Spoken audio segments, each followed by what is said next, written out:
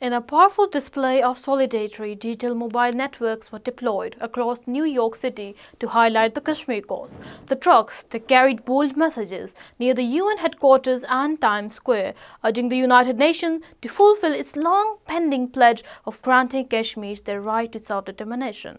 The campaign, organized by the World Kashmir Awareness Forum, aimed to remind the international community of its moral, legal responsibility under UN Security Council resolutions.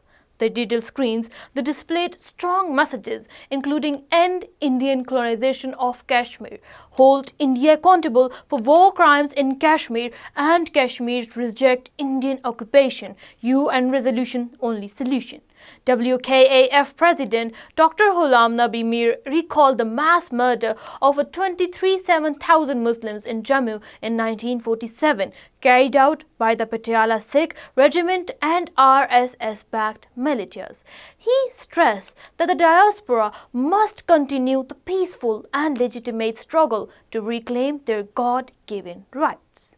Dr. Imtiaz Khan, a Kashmiri American scholar, he noted that UN resolutions they clearly entitle Kashmiris to a plebiscite, yet India has repeatedly defied international law. Dr. Ghulam Nabi Fai, chairman of the World Forum for Peace and Justice, denounced India's false narrative that Kashmir is an integral part of India.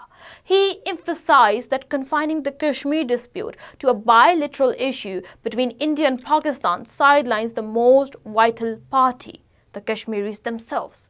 Other speakers, including Raja Mukhtar, Sardar Taj Khan and Sardar Sawar Khan, highlights the human rights abuses and demographic changes in Kashmir.